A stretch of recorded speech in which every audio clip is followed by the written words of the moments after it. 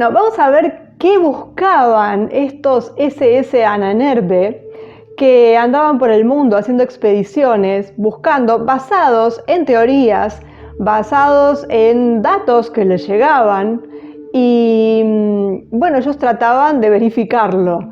Lamentablemente o no encontraron lo que buscaban, que tenía mucho que ver con cuestiones religiosas. Y bueno, vamos a ver en el video entonces cuáles fueron los objetos más preciados, porque buscaban muchas cosas, pero había un par que era lo que era la estrella. Y entonces, bueno, ¿y por dónde anduvieron? Prácticamente por todo el planeta, pero bueno, hay lugares específicos. Entonces, bueno, vamos a ver estos Indiana Jones SS. La fuerza sin un fundamento espiritual está destinada al fracaso. Con estas palabras, Hitler sancionó la formación de una religión alemana que exaltaría la fuerza y el poder del pueblo elegido, que pasaban a ser ellos. Por lo tanto, el primer objetivo era formar la raza pura, fundadora y protectora de un nuevo orden mundial, el Tercer Reich. En la base del mito de la raza pura estaba la leyenda de las personas superiores con características semidivinas, que eran precisamente los arios. Bueno, esto ya lo venimos viendo, ¿no? Toda esta locura. Este pueblo, descendiente directamente de la Atlántida, según ellos, habría dominado el mundo antes de caer por el vicio y la corrupción, pero sobre todo por la mezcla con las razas inferiores. Podemos ver que se toman conceptos que existen, que tienen cierto fundamento y que algunos pueden creer o no, pero que se ha escrito mucho sobre cosas parecidas o sobre algunos de estos puntos, pero relacionadas de manera diferente. Es decir, lo que hacen acá es casi invertir todo. Bueno, entonces era necesario encontrar a los descendientes de estos hombres con poderes divinos, y habían localizado una parte de estos en el Tíbet. Una serie de expediciones al continente asiático fueron financiadas por el régimen, pero sobre todo por Himmler, más que por Hitler, que era uno de los máximos exponentes y partidarios del esoterismo, con el objetivo de establecer un linaje entre la población tibetana, los arios y los nazis. Porque de eso es de lo que vamos a hablar hoy, de estas expediciones que hacía la Ahnenerbe, sobre todo para encontrar objetos y para encontrar cosas que legitimara su teoría y que además servía a los que estaban detrás. Bueno, Himmler tenía la creencia ciega de que la población germánica derivaba de la tibetana, y para demostrarla inició una serie de estudios sobre la población tibetana, notando el color de los ojos, los rasgos faciales, el color del cabello, la altura y todas las características físicas de estas poblaciones.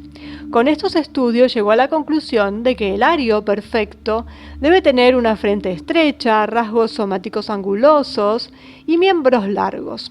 Lamentablemente, la SS no se limitó al simple estudio del cuerpo tibetano en sí, sino que llevaron a cabo brutales experimentos sobre ellos que causaron no solo muertes, sino también devastación psicológica y tortura física de los tibetanos examinados como conejitos de indias de laboratorio. Al final de estos estudios fue posible demostrar que los alemanes eran descendientes naturales de los arios, así como de los tibetanos. A eso llegaron. Las medidas más crueles para lograr este objetivo se conocieron realmente por lo dramático. Fueron esterilizados aquellos que no se consideraron aptos para acceder a ser personas elegidas, digamos, así como aquellos que presentaban inestabilidad psíquica y física o enfermedades particulares como la epilepsia o la depresión. Esto lo vamos a ver con más detalle en un video sobre la eugenesia en el régimen nazi. Y esto me hace pensar a que el primero que tendrían que haberle aplicado las normativas de su eugenesia es al propio Hitler, porque hablamos de inestabilidad psíquica, física, enfermedades, además de no cumplir con los requisitos para ser ario. Bueno, y cerca de 500.000 alemanes fueron esterilizados. Aunque por supuesto la medida más dura afectó no solo a los judíos, que es de lo que siempre se habla, pero nunca se habla de que también afectó a polacos, a eslavos, a todas las minorías étnicas presentes en Europa Central. Y bueno, este fue el primer paso en la construcción del nuevo orden mundial, porque esta eugenesia surge de algún lado y tiene cosas en común, por no decir es exactamente lo mismo que hacían los bolcheviques, que hacían los comunistas en Estados Unidos. No hay ninguna diferencia. Y bueno,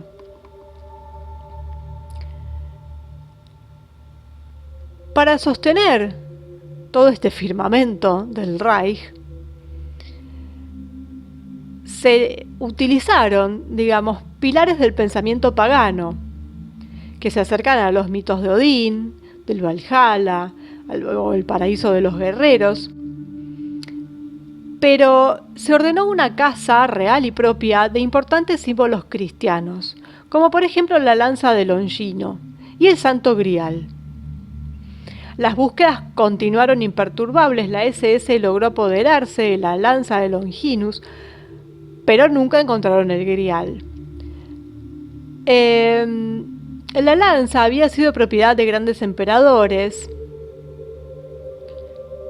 y los nazis le dieron, tanto a la lanza como al Grial, le dieron un significado mágico y heroico, y creían que cualquiera que los tuviera en su poder adquiriría enormes poderes y estaría destinado a dominar el mundo. No era porque lo querían para un museo o como una rareza histórica, por supuesto. Bueno, lo de la lanza, la historia de la lanza, según la leyenda, fue utilizada por el pretoriano Cassius Longinus para perforar el costado de Cristo crucificado. Y se había guardado durante un siglo en una caja de cristal en la Weltliche Schatzkammer, en la sala de los tesoros del mundo del Palacio de Hofburg en Viena. Entre las reliquias que pertenecían a los Habsburgo. Que por supuesto, bueno, siempre tenemos que poner en duda esto de las reliquias, porque en las cruzadas les vendieron cualquier cosa a cualquier precio, entonces no, tampoco es que esto sea, tengamos una certeza de que esto sea real, ¿no? Bueno, en marzo de 1938, luego de que Hitler anexó por la fuerza a Austria a Alemania, esta lanza se trasladó a Nuremberg y se colocó en la iglesia de Santa Catalina. Hitler insistió en que la lanza estaba dotada de inmensos poderes y que poseerla aseguraría que Alemania dominaría el mundo. Según la información esotérica que él tenía, que le habían dado de sus sociedades ocultistas, la lanza, en las narraciones dedicadas al ciclo bretón y arturiano, había asestado un doloroso golpe a un rey, dejando a Inglaterra en la desolación. La lanza, sin embargo, no le dio al dictador la suerte esperada. Después de la derrota de Stalingrado, Hitler ordenó que se ocultara, se colocara a salvo en una galería bajo la antigua fortaleza de Nuremberg, que estaba equipada como una bóveda, y más tarde fue encontrada en 1945 por los aliados y devuelto a Austria. Algunas fuentes, sin embargo, afirman que la lanza sagrada presente en Nuremberg era un duplicado, hecha por Himmler, por un artesano japonés, y que la lanza real fue transportada por un submarino a un escondite secreto en las montañas glaciares por Mulin Hifman en la Antártida. Bueno, eso no vamos a saber cuál de las dos opciones es la real. Bueno, también está la leyenda del tesoro templario, que está ligada a la del Santo Grial, y en la que, según la literatura, el Santo Grial fue poseído y luego ocultado por los templarios. Y se pensó en muchos lugares donde pudo haber estado escondido, después de aquella terrible noche en que el gran maestro Jacques de Molay fue quemado en la hoguera. Y se pensó desde la capilla Roslin en Escocia hasta la iglesia fortaleza de Tomar en Portugal. Pero, bueno, en realidad, según los estudiosos que se unieron a este régimen, los templarios no estaban en posesión de una copa y, por lo tanto, o de un grial, por lo tanto, el verdadero juicio de los templarios no se llevó a cabo porque la mayoría de ellos se enriquecieron detrás de Francia, en parte también por eso, pero la Iglesia los condenó por herejía, ya que la Orden de los Cruzados se había adherido a la tesis de los evangelios gnósticos o los apócrifos, que hacen sospechar que Cristo se casó con María Magdalena y tuvo hijos con ella. Y por lo tanto, en realidad, el grial es la palabra de sangre real, que es la descendencia de Cristo. Entonces, por lo tanto, los templarios habrían sido el brazo armado del Priorato de Sion, que como vimos en un video que está en el canal, fue creado mucho después de la Orden de los Templarios. Fue un timo hecho en el siglo pasado, que bueno, empieza con toda esta historia de María Magdalena, ya dándole un ímpetu precursor a lo que es el feminismo. Es decir, vemos como todas las piezas encajan, y por eso ahora está tan de moda hablar de María Magdalena y salen películas y libros, y que ella era la verdadera que sabía todo, y que bueno, casi que lo dejan a Jesús en un lugar muy mal parado. Todo esto vino después, y bueno, pero ellos decían esto, ya habían empezado con esto,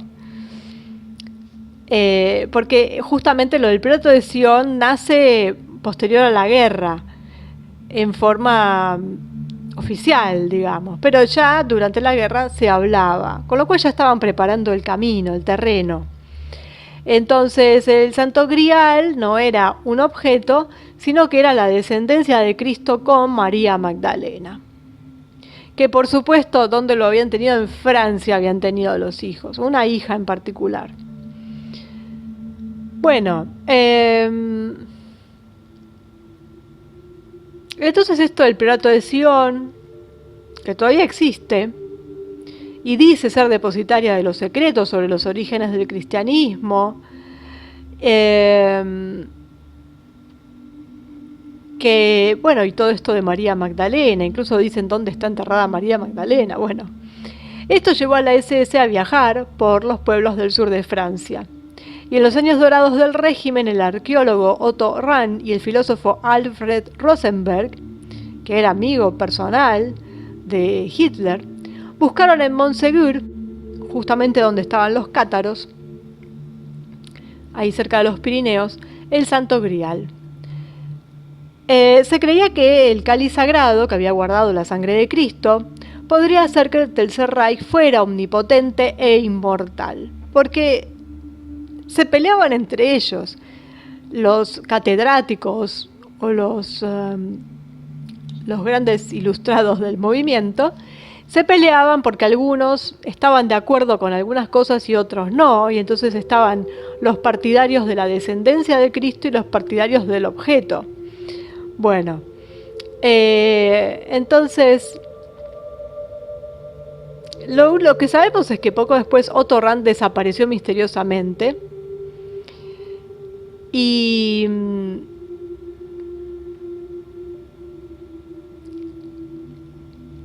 en junio del año 44 la segunda división de la SS, Das Reich, incendió la localidad de Oradour-sur-Glane, masacrando a gran parte de la población, culpable de haber ocultado, según ellos, la reliquia que buscaban desesperadamente por Europa.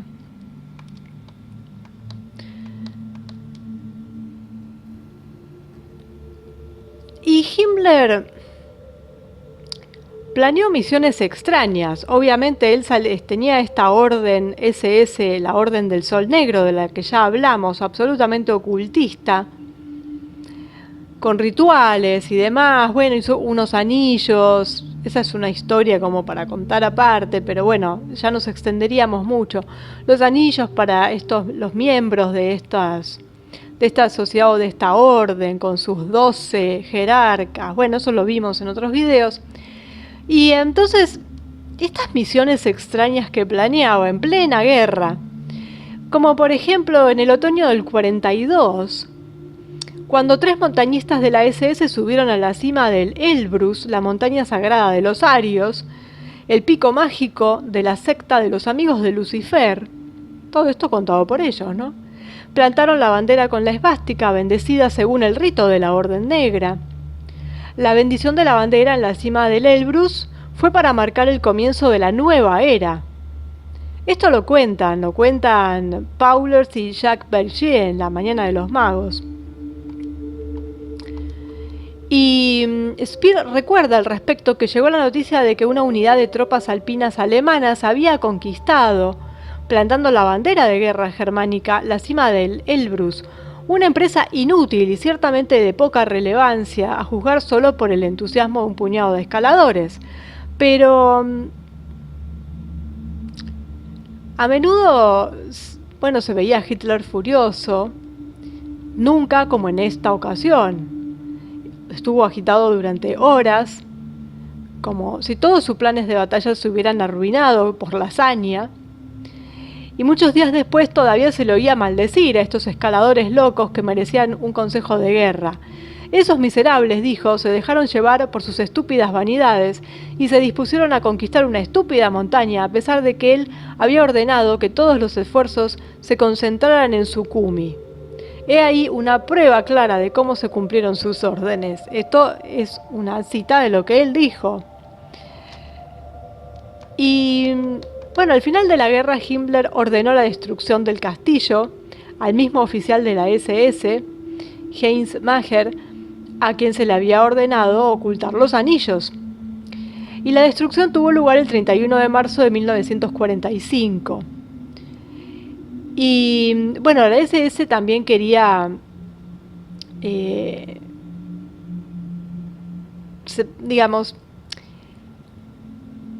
solo se destruyeron minas antitanque y por lo tanto pocas partes del castillo, aunque el incendio posterior causó daños más extensos, porque de hecho el castillo hoy lo podemos ver todavía. Pero en este castillo, que ahora es museo, quedó algo más inquietante, el que era la cripta, donde estaban los pedestales, en donde se separaban los 12 jerarcas, con este número mágico. Y bueno, ahí está, ¿no? Están las fotos también. Después está la Torre Norte, bajo el Obergruppe Führersaal. Hay una sala llamada Valhalla, donde se realizaban las técnicas de meditación estudiadas por Willigut para lograr la comunión y mezclarse con la naturaleza y con el vis germánico, según él. Entonces ahí, bueno, los caballeros se sentaban en los asientos, comenzaban a concentrarse, visualizaban, pronunciando los nombres de algunas runas indefinidamente, y bueno, producían un eco al pronunciar estas palabras. Bueno, un ritual liso y llano, donde involucraban sonidos, meditaciones, y los que pudieron estar allí hablan de una resonancia bastante extraña, sobrenatural, un efecto que producía una especie de trance profundo. Y esto, bueno, era un ritual, llamémoslo religioso, le podríamos decir, pero bueno, un ritual. Son como los mantras, oraciones infinitamente repetidas. Pero se puede ser para algo positivo como para algo negativo, y en este caso era para algo negativo. Y tenía que ver con control mental. Ya vimos las técnicas que utilizaban, muchas salidas de Gurdjieff. Y bueno, toda esta orden del Sol Negro fue muy importante, muy, muy oscura justamente. Y finalmente terminó mal, como todo. Y el fiel Heinrich, como Hitler lo llamaba, traicionó a su amo en los últimos días de la guerra, intentando sin éxito una paz separada con los aliados. Rompió el juramento de lealtad a su jefe. Entonces ahí vemos cómo cada cual quiso no solo salvar su pellejo, sino cómo todos estaban en contacto con todos. Y querían ser el mejor alumno. Y otro traidor fue Göring. Traidor entre comillas, porque todos pertenecían a lo mismo, pero claro, querían ser los mejores representantes o los mejores títeres. Y bueno, después tenemos lo que pasó en la sociedad Brill, que tenía más que ver con esto de los extraterrestres. Tenemos el periodo de Ostara también, que tiene que ver con los celtas y demás.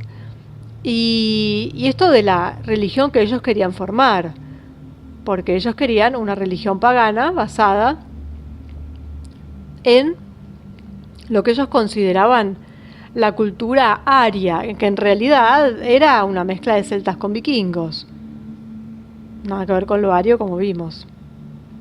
Si bien está incluido, ¿no es cierto? Pero solamente es una parte. Y todo tiene que ver con la eugenesia. Esto de la Ostara aplicado así, porque no estamos hablando de la Ostara original de los pueblos celtas, sino que estamos hablando de lo que hicieron los nazis. Era una especie de purificación, pero una purificación eugenésica en este caso, y la obligación de aparearse solo entre arios sanos, en lo que ellos llamaban arios.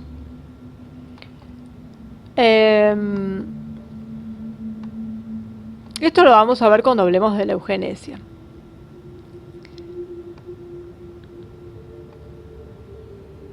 Después tenemos a la Thule, a la satánica Thule, que, bueno, ellos decían, habían tomado este nombre, digamos, por la capital del primer continente poblado por los arios, según la teoría de los hiperbóreos, que se creía que era más antiguo que la Atlántida y Lemuria. Y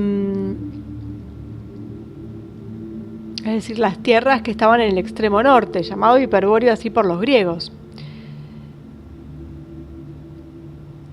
Y bueno, hablaban de esta raza que estaba ubicada ahí y que se sumergió durante una edad de hielo. Se supone que los hiperbóreos procedían del sistema solar de Aldebarán, que es la estrella principal de la constelación de Tauro, y que esta población medía unos 4 metros de altura, que eran blancos, rubios, de ojos azules. No conocían guerras y eran vegetarianos, de ahí el vegetarianismo de Hitler. Y según supuestos textos de la Thule, eran tecnológicamente muy avanzados, volaban con equipos Brill, con lo que ahora llamamos los ovnis, y bueno, esto es en parte lo que canalizó María Orsic, no la parte de la hiperbórea, sí seres de Aldebarán que decían haber sido los antiguos sumerios y que les dieron los planos de los platos voladores alemanes, por llamarlos así. Pero bueno, usaban toda esta leyenda de que cuando Hiperbórea comenzó a hundirse, los hiperbóreos cavaron enormes túneles refugiándose bajo tierra, precisamente bajo el Himalaya, y su nuevo reino subterráneo se llamó Agartha, su capital se llamó Shambhala. Los persas consideraban que estas tierras misteriosas eran la tierra de la que descendían los arios, y ahí vemos dónde empiezan a mezclar las cosas. Y esto, que puede tener una raíz real, digámosle, se ve infectada, manoseada por toda esta otra cuestión que ellos usaron como propaganda, y ahí es donde se desvirtúa. Y como siempre decimos, te echa por tierra cualquier teoría que puede ser real y que nos pueda hablar de nuestra real ascendencia, de toda la humanidad estoy hablando, no de una raza, sino de todos, y lo convierten en algo ridículo. Y por eso mucha gente no cree en estas cosas. Entonces, bueno, no solamente fueron ellos, ¿no? Porque antes de ellos, estas teorías fueron formuladas por otras personas que después ellos tomaron. Así que bueno, de todas estas cosas estuvieron buscando por todo el mundo, tratando de legitimar esto de que los arios eran los rubios, y empezaron a hacer esa eugenesia para la raza maestra, que, como digo, hubieran dejado más de la mitad de la población de Alemania fuera de esto, porque no todos los alemanes son rubios de ojos celestes, empezando por Hitler, que bueno, era austríaco, pero no importa, estaba ahí. Entonces, para empezar eso, no todos los alemanes son rubios de ojos celestes, y no todos los rubios de ojos celestes son alemanes. Tenemos muchos rusos, bueno, pueblos del norte, de Escandinavia, que está bien, ellos lo tomaban dentro de lo que eran los arios, pero también hay eslavos, hay de península balcánica también los encontramos en España, los encontramos en Italia, en Turquía, aunque no parezca, pero hay mucha confusión también con los turcos no son árabes. Entonces, ¿de qué estamos hablando? Más de lo mismo, siempre lo mismo, ridiculeces. Ridiculeces que se les ocurrió a un montón de locos que fueron utilizados por las élites para llevar adelante su plan, para quedarse con ciertos territorios, para crear nuevos estados, para afianzar su poder, para crecer económicamente más de lo que ya estaban, para meter su patita en todos lados. Y bueno, y esta gente que tendría que haber sido la primera en caer en sus propias prácticas, porque ninguno andaba bien de la cabeza. Entonces, bueno, no encontraron nada de lo que estaban buscando. Lo que encontraron no sabemos si es real, y lo que ellos consideraban que era real, lo que después dejaron, tampoco se sabe si es una copia o no. Entonces, estamos hablando de cosas que la verdad sirvieron para después hacer propaganda mediante películas. Ahí les fue genial. Pero bueno, ahí estamos. En los próximos videos vamos a hablar de cosas concretas, como son las farmacéuticas y la relación con el régimen. Y eso sí que es bien real y muy dañino para la humanidad. Vamos a hablar de la IG Farben, que tiene su relación con muchas farmacéuticas como la Bayer, que tiene relación con Monsanto. Y bueno, y de ahí una cosa lleva a la otra. Vamos a hablar de eugenesia más adelante, de clonación, que se sabe que lo lograron. Y bueno, de este tipo de cosas que son cosas que ahora estamos viendo realmente y que nos están afectando. Bueno, ya nos va a tocar hablar de Agartha Y que también, lo misma historia que con el tema de los arios, porque está interrelacionado. Mezclaron todo, entonces claro, la gente cuando uno habla de Agartha, además no hay pruebas de nada, son teorías. Uno puede pensar que es cierto o no, puede creer en la existencia de Agartha o de otras ciudades intraterrenas o interdimensionales, porque las cosas ahí se mezclan un poco. Pero claro, lo que ellos decían también estaba un poquito manoseado y además venía de ellos, entonces bueno, se armó todo un lío. Y vamos a ver un video específico sobre Agartha y la Tierra Hueca para ver, como hicimos con los arios, qué decían ellos y qué es lo que dicen las teorías que existen. Y algunas personas que han dado su testimonio, muy interesantes, que bueno, eso lo vamos a dejar para ese video. Pero bueno, ahí teníamos a estos SS buscadores de tesoros.